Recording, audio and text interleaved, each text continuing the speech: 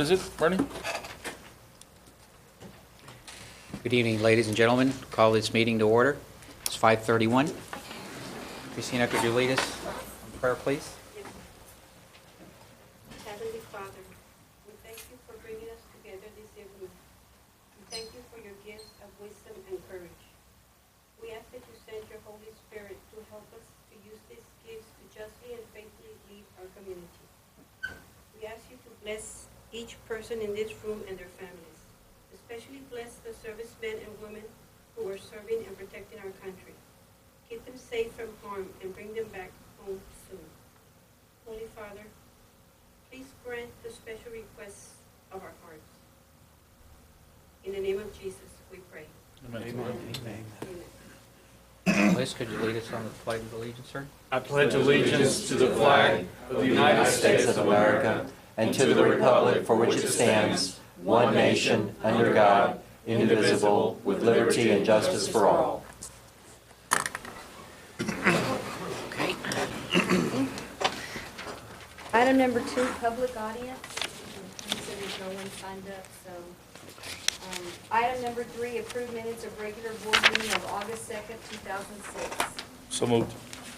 Second. Just a comment, Mr. Chairman. Yes, sir. It seemed to me that in reading the minutes, the 3 commissioners were appointed to the audit committee. We would have to then post, since that constitutes a quorum. If the audit committee meets, then 3 commissioners meeting in that committee would constitute a meeting. So just with that caveat, I have no objection to the minutes. Okay. So moved. All those in favor? Aye. Aye. Okay, motion carries. Item number 4, board directors report.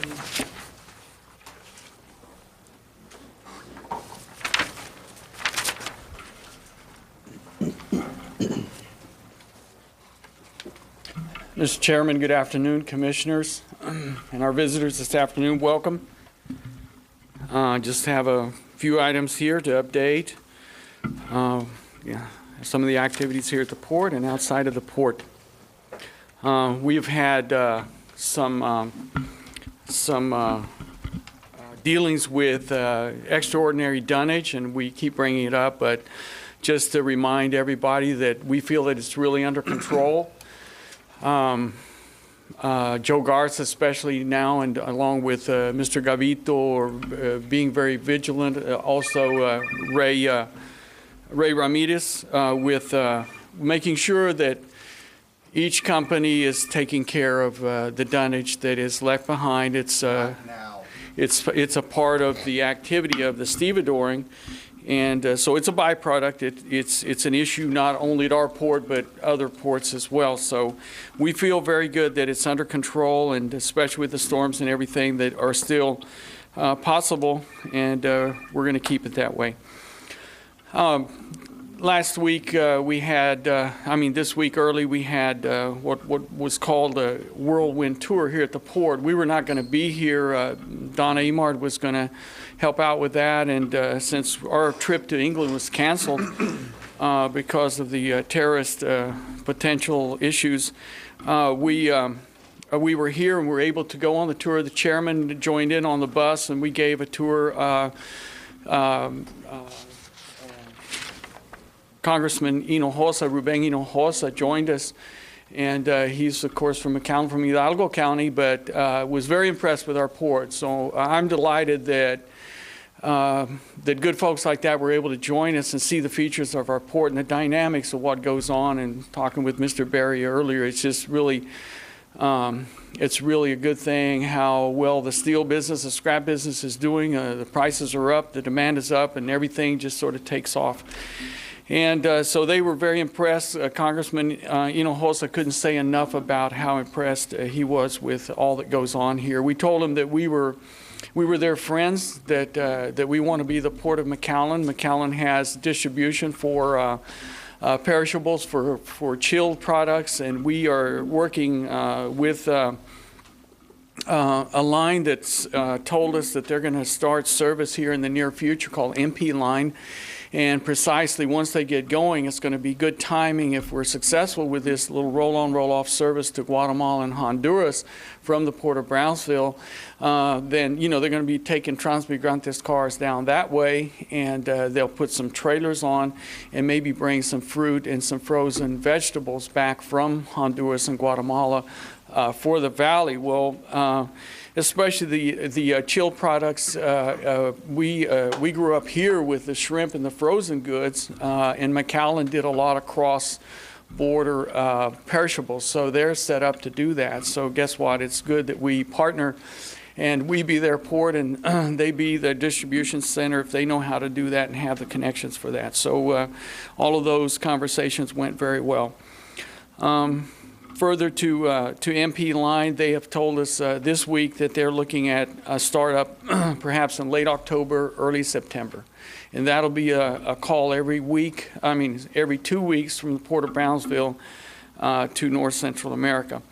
Also working hard on a feeder service, what you call a feeder service, which is a short distance connection from another port. That's a domestic call from Houston to here, and now we have another player that stepped up and shown interest. So we keep this activated. Eventually, we're going to see this service here. And Frank Parker has identified one move that's like 35 container loads a month that would be interested in using this service. So we've contacted Osprey, and they've said that it's so much because it's just 35 containers, but that cost is probably too high for them to take it off the highway and put it on the barge. But if we keep identifying customers, then it's going to be doable here in the very near future. So it's good that the whole community is coming together to support this effort, and so we will be successful here before too long. Also on that note is our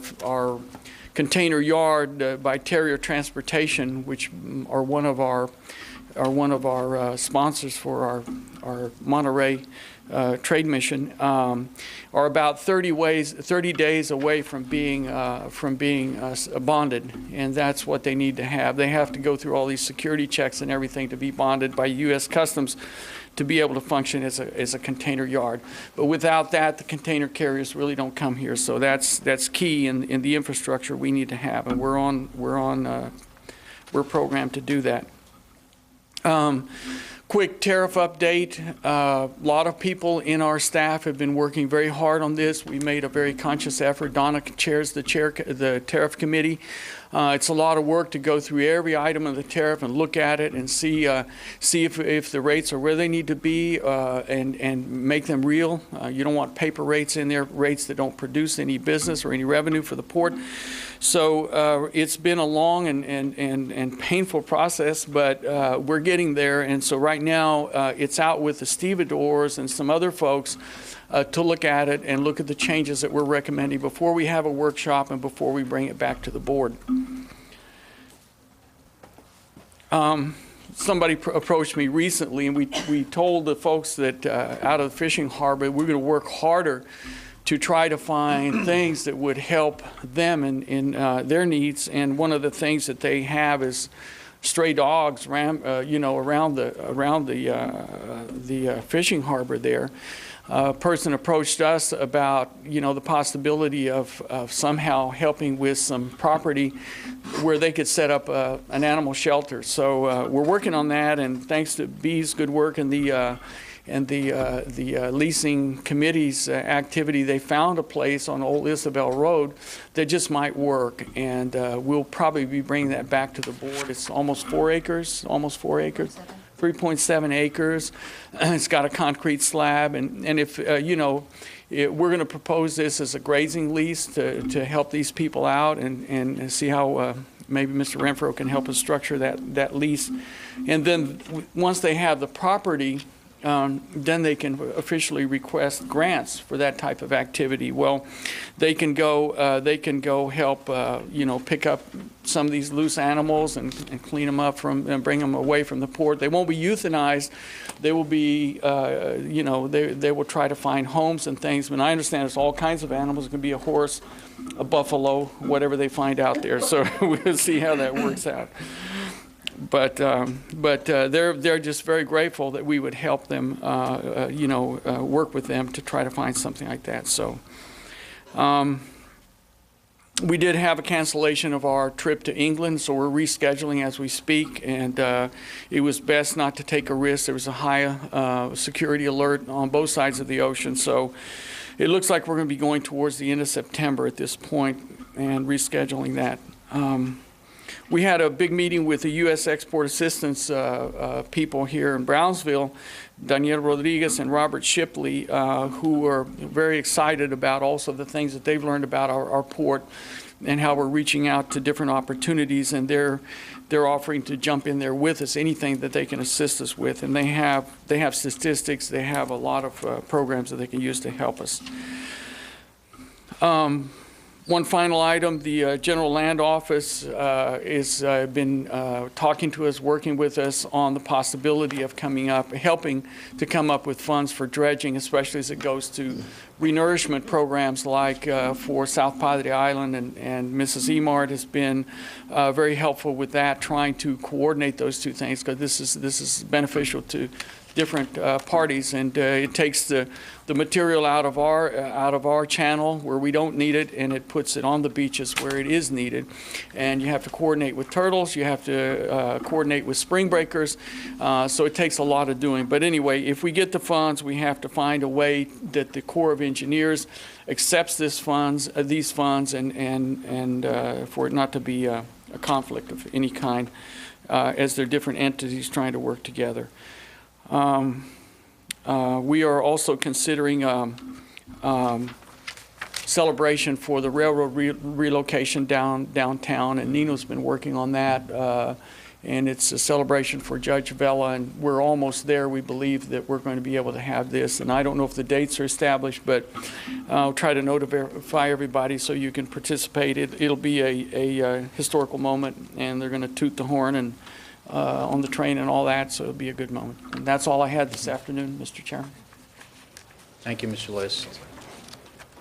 Item number 5, presentation of Employee of the Month award for July 2006.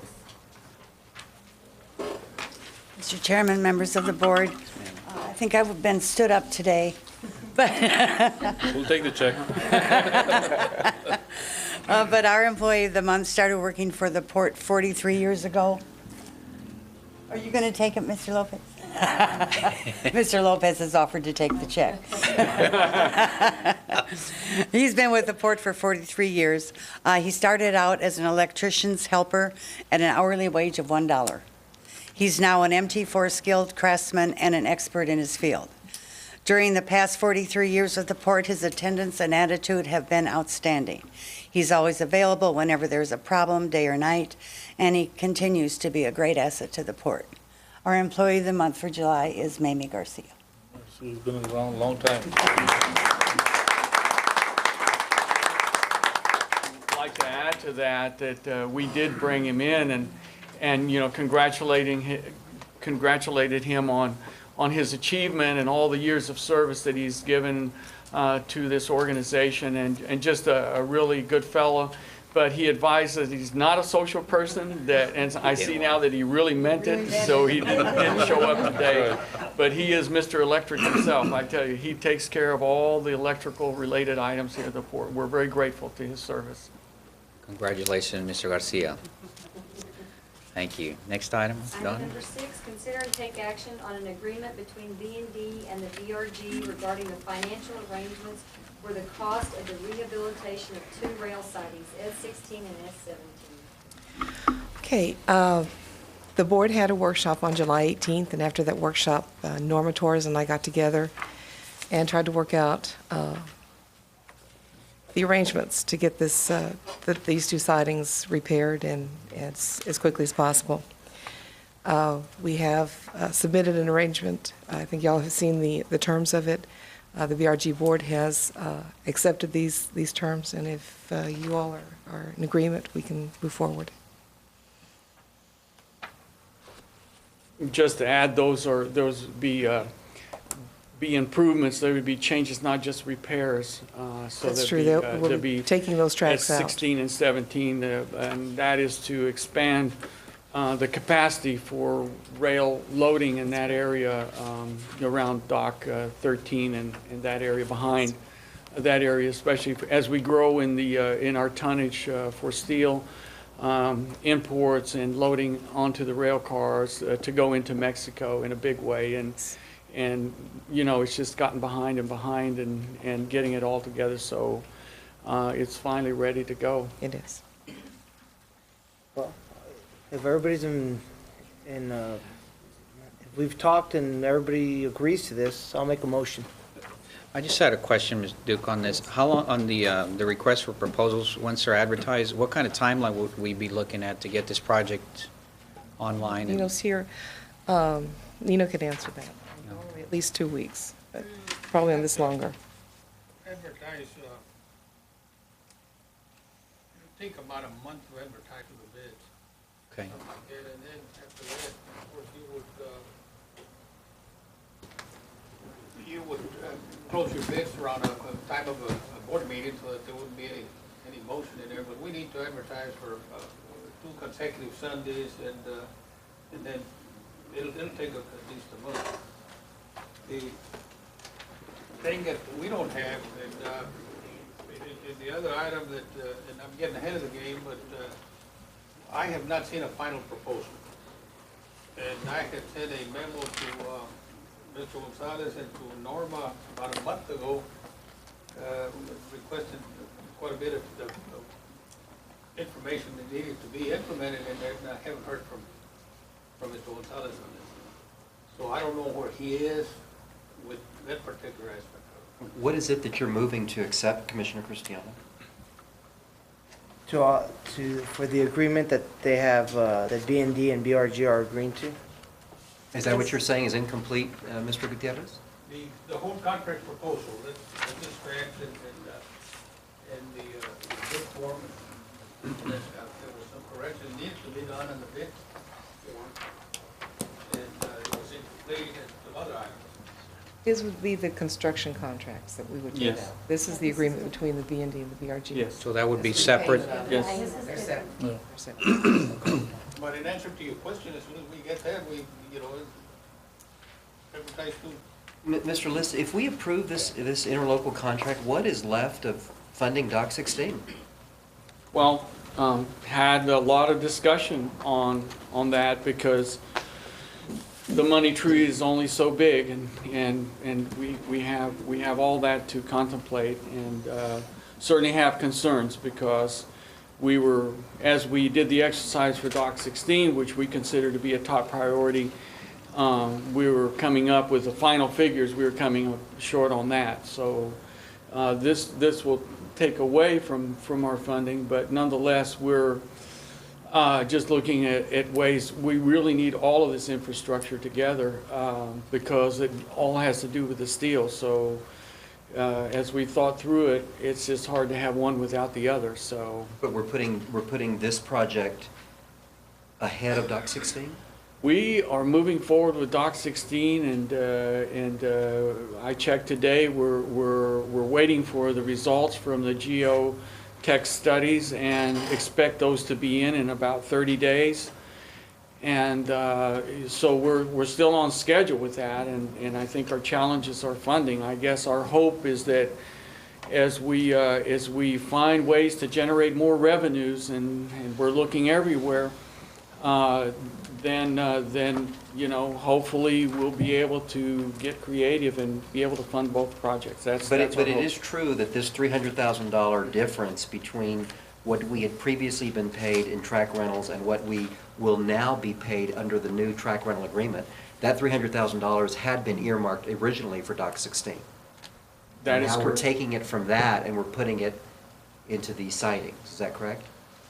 I guess you could, I don't know if it's exactly that way, but that's sort of The the way it's going. $300,000 is money we have not actually seen yet. Right. $500,000 It is what was we normally upcoming do. money, but projected for Doc 16 funds, yeah. Can I just say, Yes. we are putting $50,000 every week into a Doc 16 account, and it has over $1 million in it. So, I This- mean. this does not threaten This that? is not threaten that. None of that money's coming out of there. And in fact, 50,000 a week? 50,000 a week. Yes, sir. Yeah. And the way that Debbie and Norma structured this was to ensure that B&D had their budgeted money from BRG. Our budget this year, we budgeted $500,000 income from BRG, and that money is in there. It's in addition to Right. money. So, Right. I mean, it's not, So it's No, safe to assume. the budgeted revenues of 500,000 was before we renegotiated the track That's rentals with correct. BRG. But my point was that we were counting on that gain to go towards construction of Dock 16. That is correct, Commissioner, but just to add to that, again, I mentioned new revenues, the BRG and Norma's here, fortunately, they're going above and beyond what our projections were, so that's the one thing that's going to save us on both projects. So instead of doing 3,100 cars per month, they've been in the 3,400, 3,500. So the number of cars is going to bail us out. I can't promise that 100%, but it's going to keep us, both of these projects in motion is what we're trying to tackle. Some of our problem that we have is that we'll have to take these rail sidings out of service if we don't do these repairs. And that would impact what we get from the railroad. They would have to cut back their service. It kind of all impacts each other, and this is, I guess, the other thing that I'm wondering about, and I do want to commend the staff for a very detailed memo, but on the one hand, it says that the VRG board cannot fund this construction, but yet on the other hand, it's saying that they are advancing the costs of the construction. I don't understand that inconsistency. Why is it such an elaborate scheme to pay and then pay back? Because they're going to advance the construction, and then from the revenues, I guess, that we get from them, they'll go back to them to cover those costs, in a nutshell. Okay. That's just the way it was worked out, agreeable. they are using their reserves. They've already put some money into it. They are going into their reserves. You're using your reserves, Norma? Okay. And as we get into this project, we will be advancing the money back. I got you. So there'll be That was some not in cash here. flow back and But forth. It was not in here that you're using your reserves. Okay. Well, the only thing that I would say, and I'll second the motion, the only thing that I would say is that we have to we cannot look at these things in isolation. Last time we were here, we had tenants in front of us that were complaining about high rents. We are now almost required to raise rents if we're approving this program. We have to look at additional revenue. If we're paying the BRG's construction project, we have to look at additional revenue. Everything is... It's not our construction project. This is the port's construction project. That's what I'm saying, Roy. No, you said The the money- BRG's. No, I say, if we are paying the BRG's repair project, It's not our repair. well, It's a port's. The port's track. This is the port's tracks. Well- It doesn't belong to the BRG. The BRG just pays rental on it. well, I would, the BRG Railroad is not building railroad tracks. I would question the... Who does it belong to? I would question the need for even a board at the BRG if we're paying those bills. But that's a different discussion. That's a different discussion. My point being is that we're going to have to find places to get this revenue from. If we're assuming these bills, we have to step up to the plate and make the tough decisions. It's very easy to spend somebody else's money and say, yes, we'll pay your bill, but we've got to make that up some way. And that's where the traffic is from the BRG? Where are you making it up, from the BRG? You just have to look at everything. Everything is all related. Exactly. That's all I'm saying. One can't work without the other. Theoretically, we're getting the money borrowed from BRG for us to accelerate the work that we need, because we don't have the funds, if I understand that right. Is that right? That's correct. And then we've got a 5-year plan to pay that back to the folks at BRG? That's, we feel that's the worst case. As Norma's or the BRG's business increases, it will get paid off faster. So, at the worst, it would be a 5-year payoff. Now, does this also include, we know S16 and S17, the tracks for that, but does it include additional repairs or other components around there? Right? Yeah, the drainage. So it's not only S16 and S17 that we're going to be repairing, correct? In the They'll- Yeah.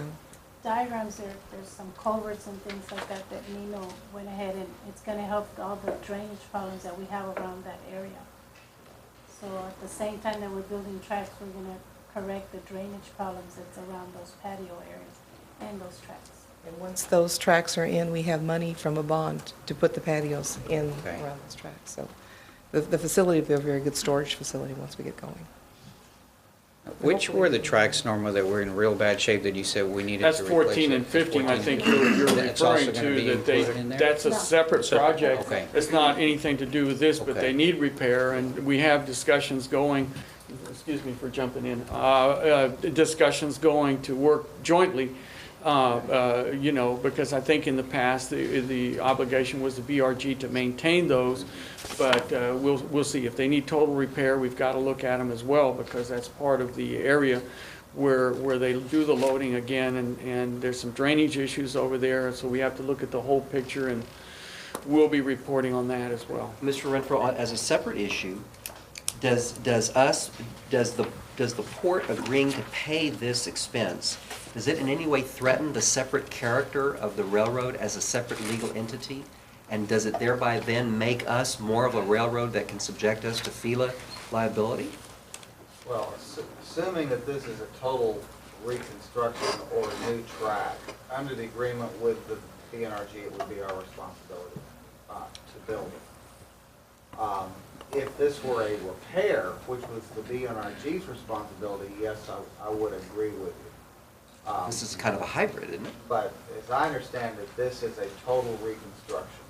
Yes. And I've not been involved in those discussions, but as I understand it, everybody agrees that under the contract, that this project would be B&D's responsibility. If this were B&RG's responsibility to do this work, yes, I would agree with you. But it says for the cost of the rehabilitation of 2 rail sidings. Because there are rail sidings there right now. Right. But they're gonna be torn out and brand-new rail sidings put in. Yeah, I so- think they should have, it's not really a No, rehabilitation. it's a construction. Yeah. Right, Well, right. because there are existing tracks there Okay. now.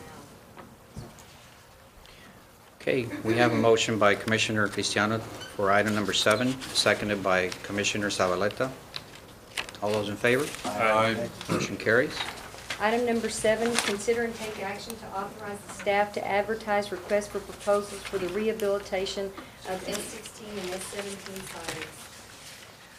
We went ahead and put this on the agenda so that as soon as the plans are ready, we can go ahead and go to advertise without having to come back. Okay. I'll make a motion. Second. Motion by Commissioner Cristiano for item number 9, I'm sorry, and seconded by Commissioner De Los Santos. All those in favor? Aye. Motion carries. Item number 8, consider and take action on proposals for providing the temporary services of 3 persons at the Facilities and Maintenance Department.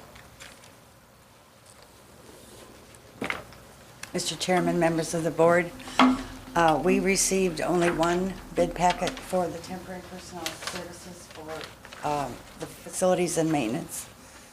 It was by preferred staffing. They came in with an employee rate of $7 and a billing rate of $11.20. If the project were to last 7 months, that would be $12,544 per person, or $37,632 for the 3 people. They have the required longshoremen's and workers' compensation insurance needed for the employees, and it's my recommendation that we accept the bid from preferred staffing. How much were the prices at? 11? It is $7 with a billing rate of $11.20. The total of? $37,632 for the total of 7 months for the 3 employees. That would begin when, Ms. Saban? If you approve If it you tomorrow. tonight, tomorrow? Yes, sir. cheaper to do that than just hire them? Yes, sir. And again, it gives us an opportunity to learn about the employees, their skills, and their building some loyalty towards the organization and so on. And if they don't, then you They can. don't work out, and then somebody gets called the next day. You can replace them. Yes, sir. Now, Joe, if at the end of the 7-month period, it's determined that we still need them, will you come back to us for further authorization?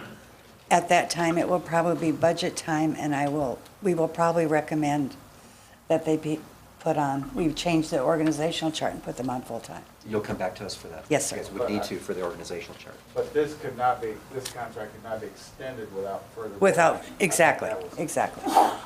Yes, sir. Yes, I would come back. I'll make the motion. With those stipulations? Yes. I'll second that motion. Okay. Motion by- Just to go ahead. clarify something, just because I know a little bit about this. I believe it's a 7-month contract that you're doing with them. So for the hours that they work, there are unforeseen reasons why they may either not work or work extra. So the amount may vary a little bit. It's not a Yes. set in stone No. number. So is it the 7th-month contract that we're going to go by, or is it the set amount? It's the 7-month contract. Okay, 7 months, okay. Yes. And it's just an estimate. And it's just for an lack of a Exactly, better- I Just an understand. estimate. And that's why I just want to clarify, in case somebody comes back and says that number is different than Yes, sir. was. No, somebody might be sick and wouldn't work. It could vary, absolutely. Or there might be an emergency that they have to work overtime. Absolutely. Or if the project finished in 6 months. 6 months, then That's correct. we'll be done. Okay. Okay, we have a motion to, So basically, the motion is to limit the term to not exceed 7 months. And if you need additional time, you'll come back and ask us for additional. Yes, sir. Excuse me, Mr. Chairman. that's all right, sir. We have a motion to approve item number 8 by Commissioner Masso and seconded by Commissioner Zavaleta. All those in favor? Aye. Motion Item- carries. Item number 9, consider and take action to approve payment of the district's portion of the annual 2006-2000 budget for the Southmost Region Water Authority in the amount of $101,294.10. Okay. This amount is a result of the district's ownership of about 2.10% of the water plant on 511. We normally pay approximately $45,000 in debt service, and that we will pay every year. And then the balance is operating expenses, which are billed to us up not to exceed this amount, if they need us to kick the money in. Very rarely have we ever had to go in the full amount on the operating expenses, but this would be a not to exceed the $101,294.10. And Ms. Duke, is this amount budgeted? Do we budget for It's- this already? It's a capital improvement for us. It is not in our operating budget, but it's something that we do take into consideration every year. Yeah. So moved. Second. All those in favor? Aye. Motion carries. Item number 10, receive submission of ad valorem property tax calculations for 2006 assessment. Okay. This is the first step that we will go through in approving or in adopting a tax rate. Technically, we could go ahead and do this tonight, but we've broken it up into 2 meetings.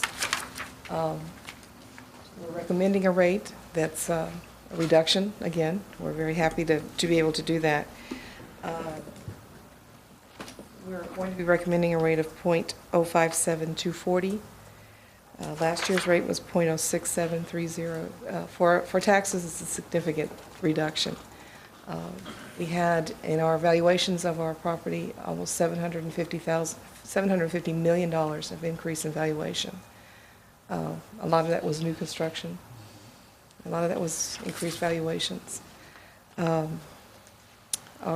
actual income from taxes is going down. Our debt service has gone down, so we need to levy less.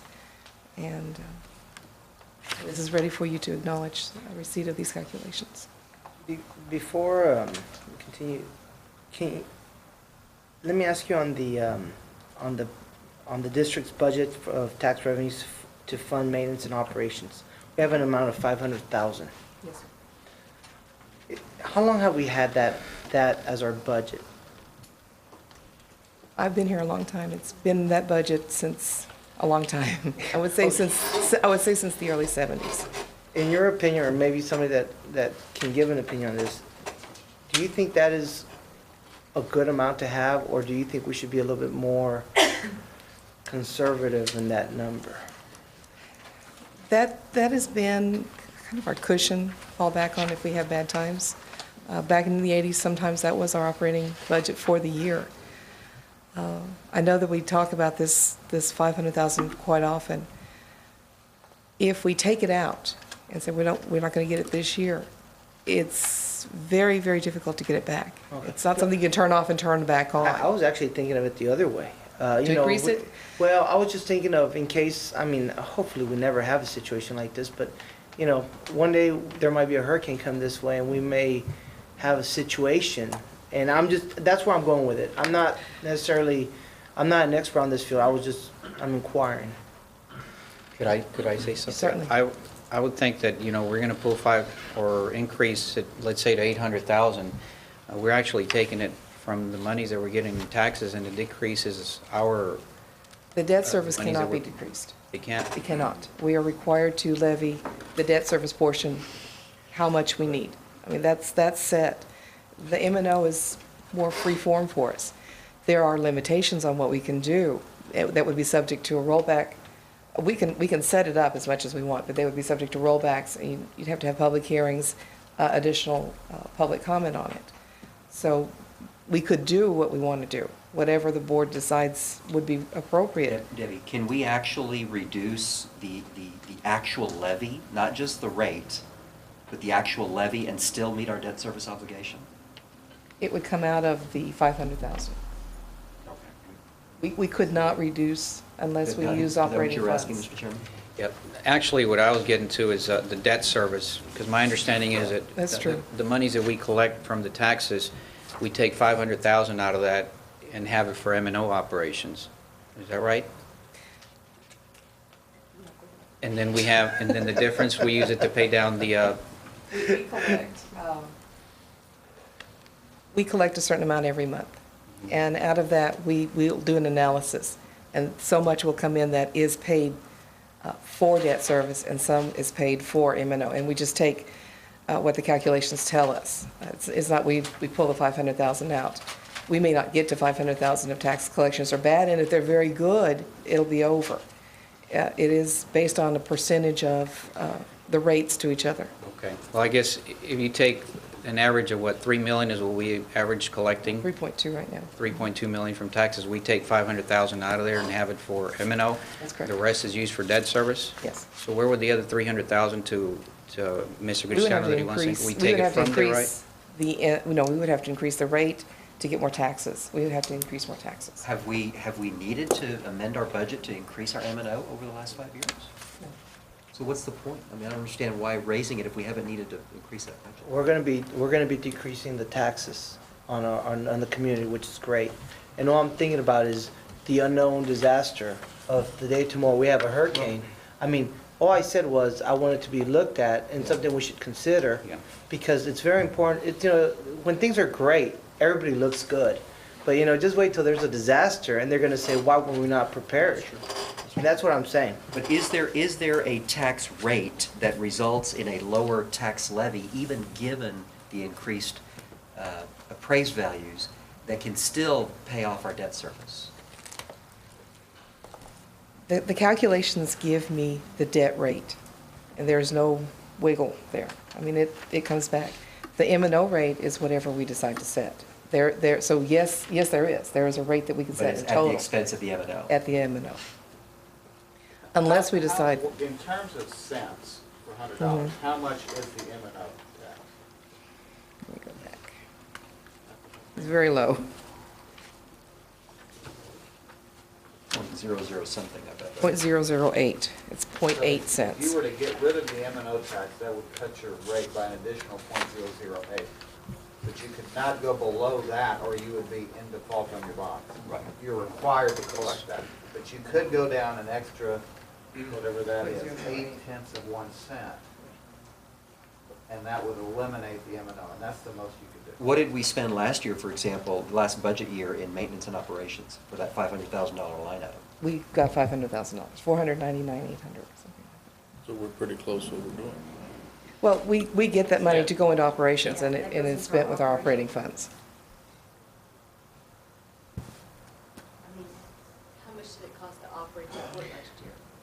$1 million. Yeah, about $10 million. And of the $10 million, only $500,000 came from tax money. That's good. Good news is that there's not a lot of money being taken from you from the folks so we're giving them a tax break, actually. Okay. Any questions? In the case of emergency, FEMA will be here, and they'll all be here to help us out.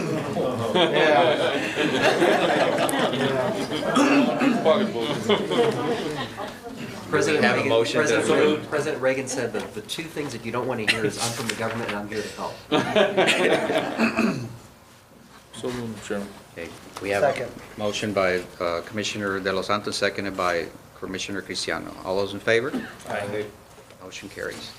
Item number 11, consider and take action to approve an ACH originator agreement, origination agreement, representative/third-party processing, origination agreement, operational/security procedures, resolution authorizing origination agreement, cash management service agreement, and ACH provision with Lone Star National Bank in order to provide direct deposit services to district employees. We've been working on this one a long time. For the longest time, we did not have a pay period that allowed us to do a direct deposit. There's a new program called a quick ACH that the bank is going to let us get enrolled in, where they can turn it around for us with our very short pay period.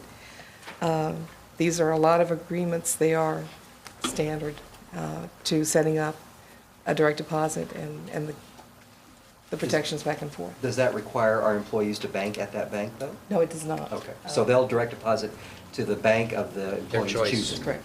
All they have to do is accept ACH transactions. The bank There's is no offering. charge. The employees are not charged for They that will not be transaction? charged. Actually, we will not be charged. As a condition of this agreement with our bank, they will be waiving all fees. But the employee will And not be the employee charged? will not be charged. In fact, they will be offering our employees no-charge bank accounts if they don't have them, and no-charge ATMs. But they're not required to? They are not required to bank at that bank. And do they have to enroll in it? Or At this point, it's completely voluntary.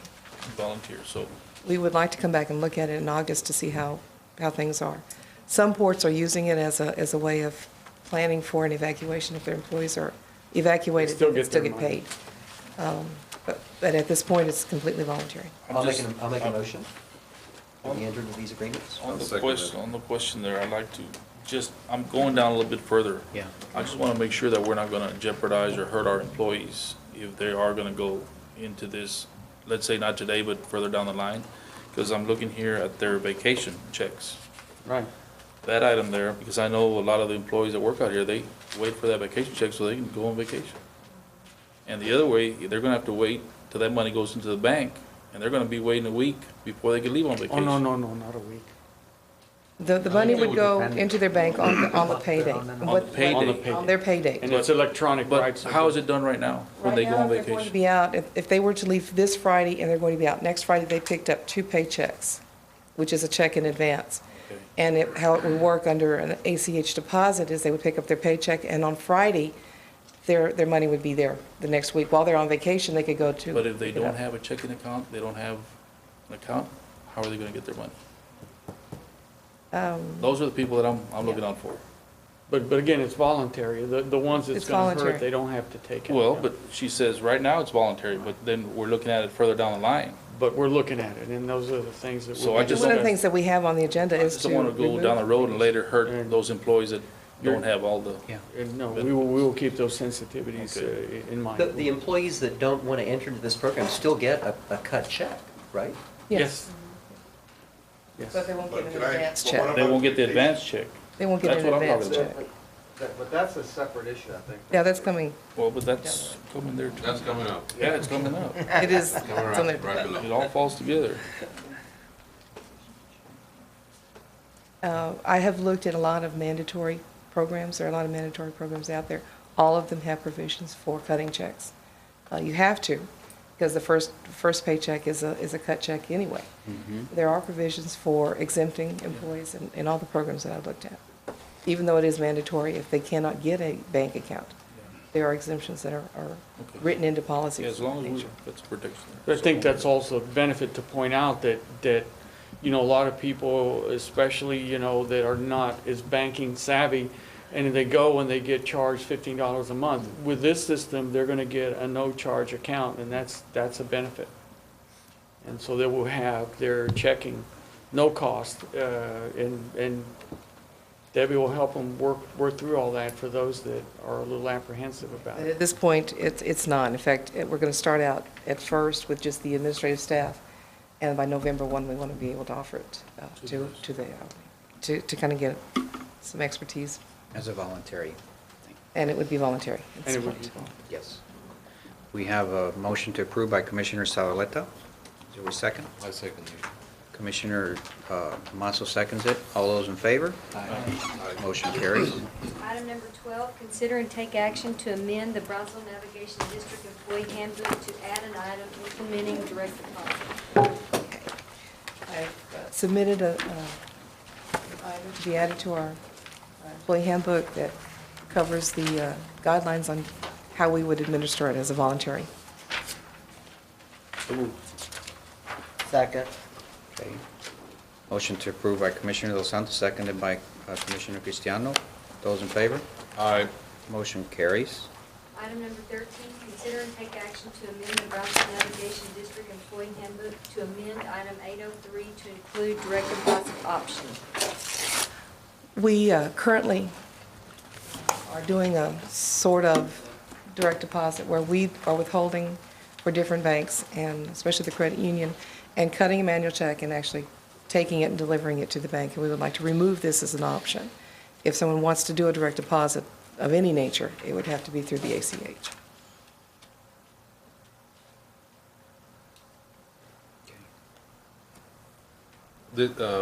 Ms. Duke, this is so that they can direct deposit it to the Valley Federal Credit Union, is that right, or? Yes, right now what we're doing is we're deducting it from their paychecks. Right.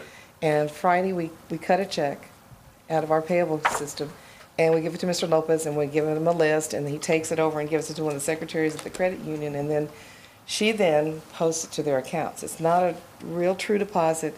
They don't hold their depository guidelines. Sometimes they don't get in until Tuesday.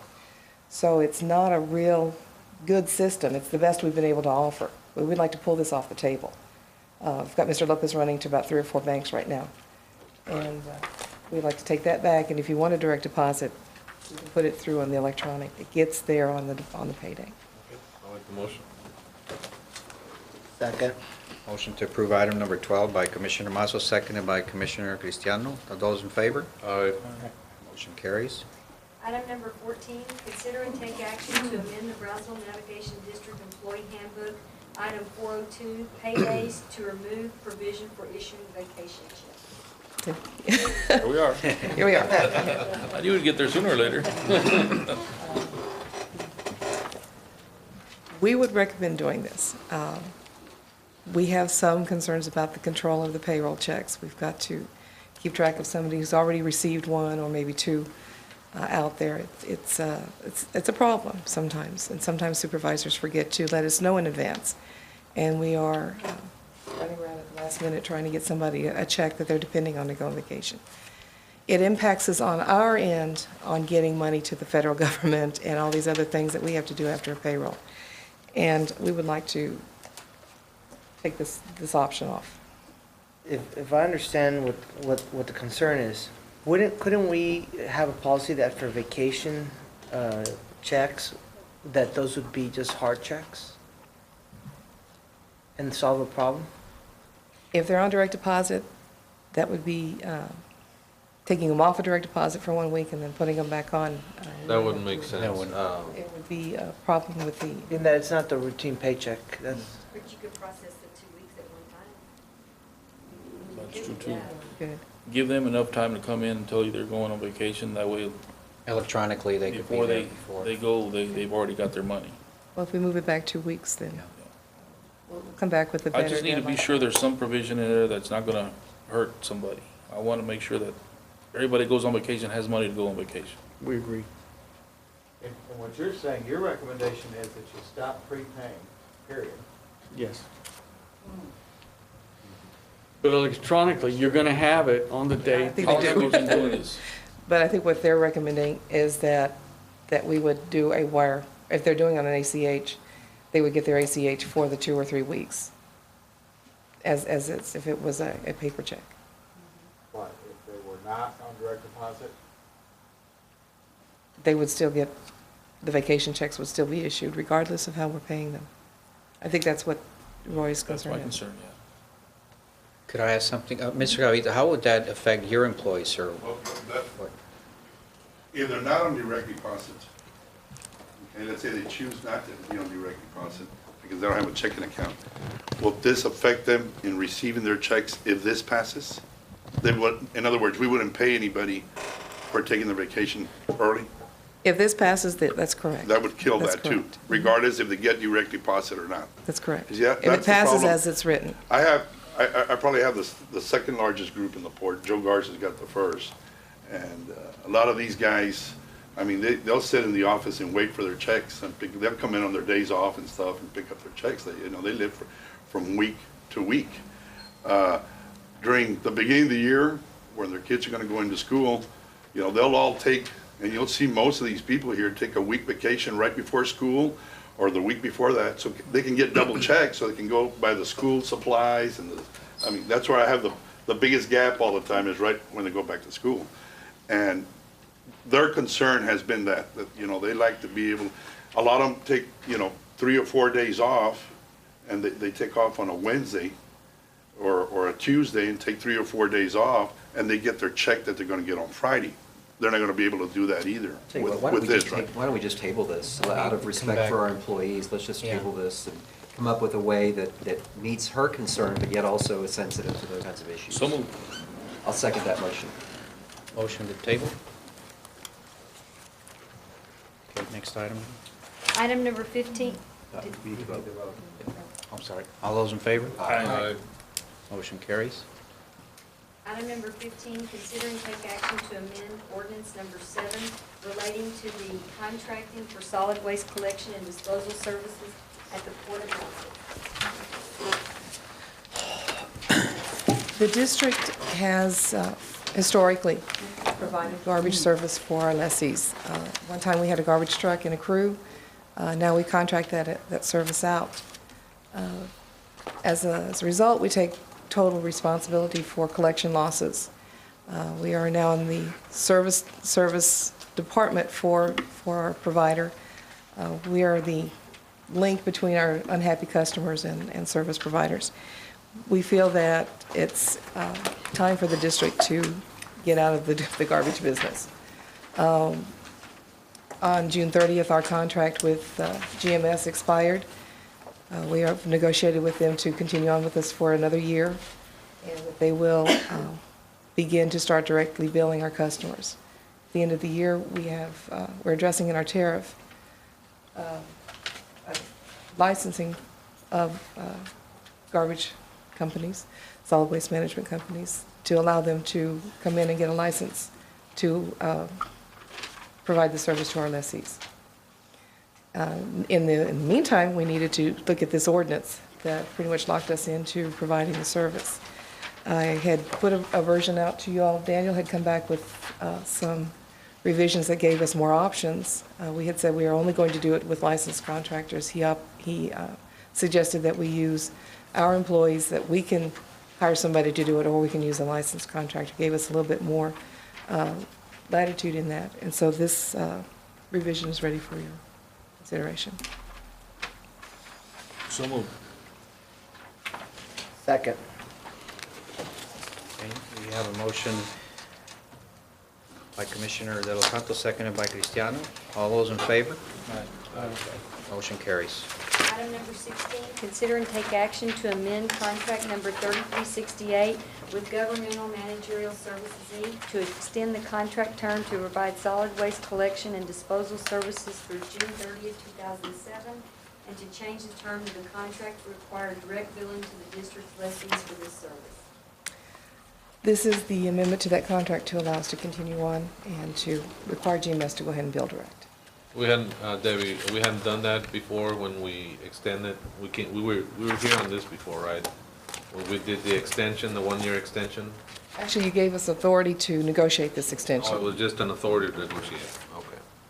So moved. Second. You have a motion by Commissioner De Los Santos to approve, seconded by Commissioner Cristiano. Those in favor? Aye. Motion carries. Item number 17, consider and take action to appoint Governmental Managerial Services, Inc. as a duly authorized contractor to provide solid waste collection and disposal services under ordinance number 7 through June 30th, 2007. We can table this, actually, we need no action on this item. Under the revisions that Daniel made to the ordinance, we are allowed to contract for this service, and which we have done, so we don't need to actually appoint them as a contractor. This item needs no action. There's no action, okay. Item number 18, consider and take action to adopt by resolution the revised matrix of charges for solid waste collection and disposal services at the Port of Brownsville as requested by GMS. When we went into extending their contract, they are entitled to every 6 months an increase in their rates, which they haven't done since 2004. And they are also picking up the administrative costs for collection. And they have asked, it's an 8.8% increase across the board. In order to put these charges in place, the board must adopt them by resolution.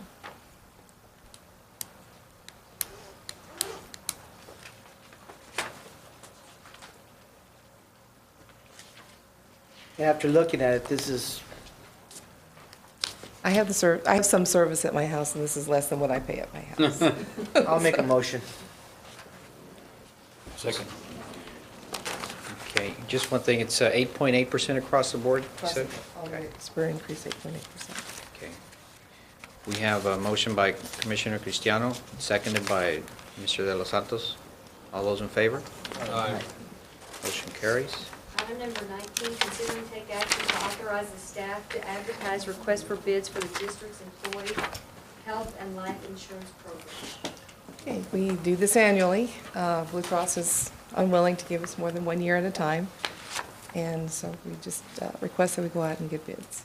So moved. Second. All those in favor? Aye. Motion carries. Item number 20, consider and take action on contract number 3493 with Chapa Shrimp Trawlers, Inc. to include taking action to terminate this lease due to default and authorizing the staff to institute eviction proceedings if required. Okay. We received yesterday a check for $6,000 from Mr. Chapa. The total amount due was $6,344, so substantially is up to date. It's still on the agenda for your consideration. Isn't this a gentleman that came to us and said that he was not going to be late anymore? Yes, it is. This is the one that took over the Little Manuel's, yeah. How long has he been with the port? Actually, these were some of the first payments since he came in about 6 months ago. How much is he still outstanding?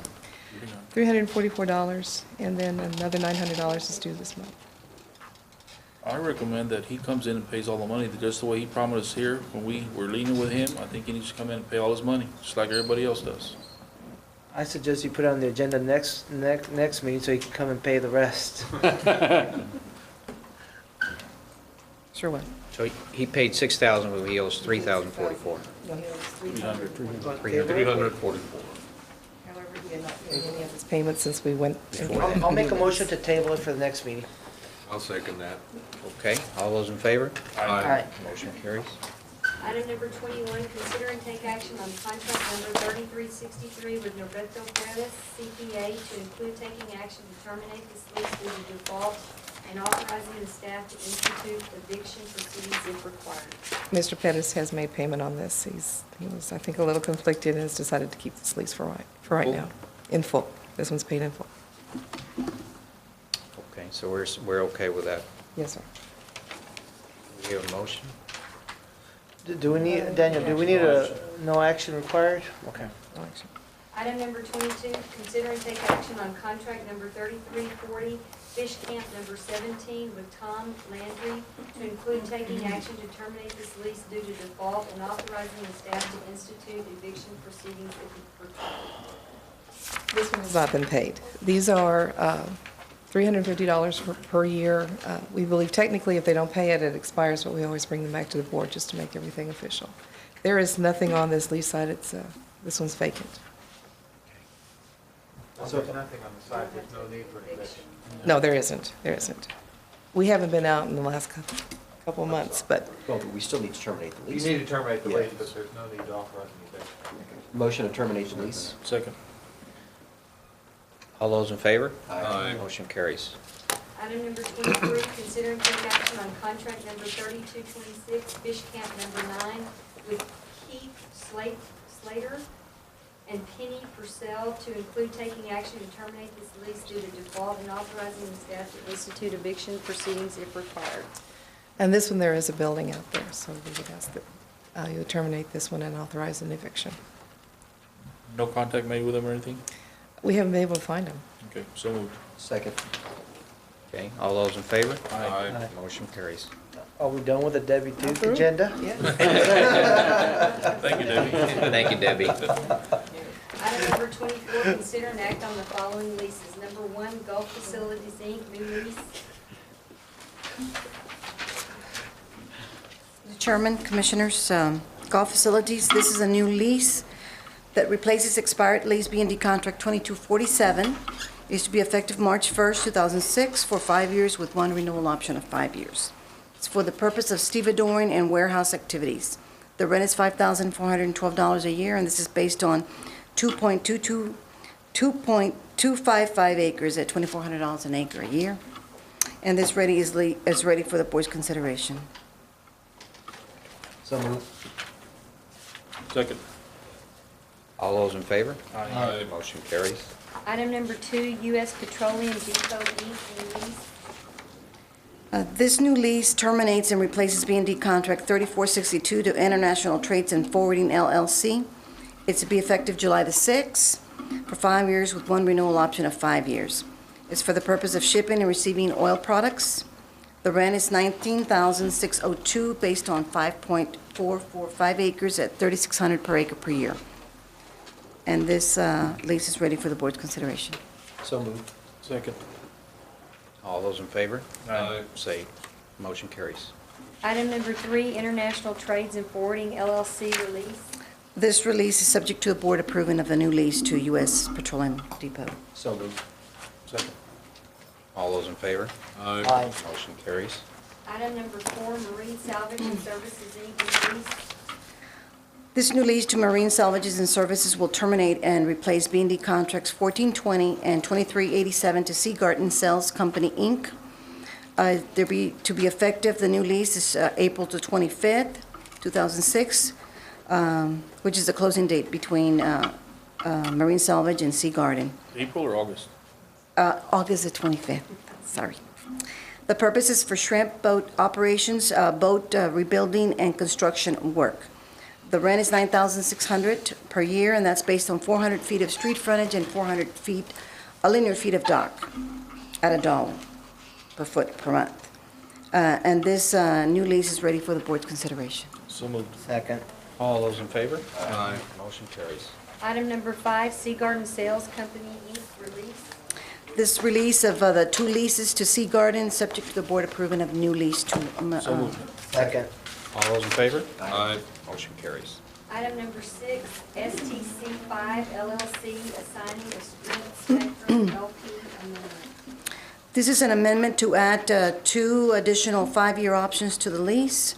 It also adds language of being able to, of 180 days, a written notice to relocate their tower at their sole cost and expense in order for lessor to construct a rail spur should we have the need. That tower is outside the fishing harbor, situated right here, and if someday we want to extend the rail, that is the reason we have put that language, and they have agreed to, if at the time that we need to extend the rail, they will relocate it at their sole expense. And Also adds language about the paying $500 for every sublease that they do, and $250 for all renewals. And, The standard for everybody. sir, Standard for everybody? it's a standard for everybody. So moved. Second it. All those in favor? Aye. Motion carries. Item number 25, consider and take action on assignments, negotiations, easements, subleases, and contracts in general. Item number 1, Brownsville and Rio Grande International Railroad, BRG, authority to negotiate. The BRG's lease, 3005, is due to expire October the 31st of this year with no renewal options, and I'm asking the board to give me authority to negotiate a new lease to them for their office. I'll make a motion. Second. All those in favor? Aye. Motion carries. Item number 2, Reyes Marine Industries, Inc., authority to negotiate. Reyes Marine lease at the Fishing Harbor, B&D contract 3007, is due to expire also on October the 31st, 2006, with no renewal options, and they're requesting a new lease. So moved. Second. All those in favor? Aye. Motion carries. Item number 3, Alma Cifuentes, authority to negotiate. Yes, they're requesting, Mr. Cifuentes, Mrs. Cifuentes are requesting an additional parcel of land available at their side here. There's a little piece, a little parcel right here. They would like to add that to the lease, so I'm asking the board to give me authority to prepare an amendment for the additional land. They get squared away with Celso. I have not heard anything in the last week. Just a little worried. Oh, they have. You haven't? They have, Daniel, keep your eye on that one for us, please. So moved. Second it. All those in favor? Aye. Motion carries. Item number 4, Landro, Inc., doing business as ST. Is that supposed to be maritime? Maureen? Marine, what is Marine. it? Marine? Okay, landlord's consent. they're purchasing some equipment for an ice maker, and they're asking the board's consent to subordinating to the Lane Equipment Company for the purpose of the purchasing this equipment. So moved. I'll second. All those in favor? I'm going to abstain. For the record, I'll abstain. Okay. Commissioner Cristiano abstains from that. Item number 5, Esco Marine, Inc., landlord's consent. We get,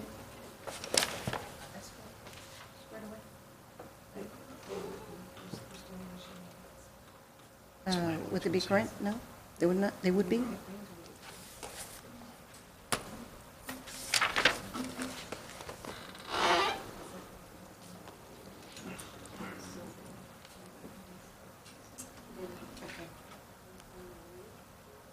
But that's, we're working on that.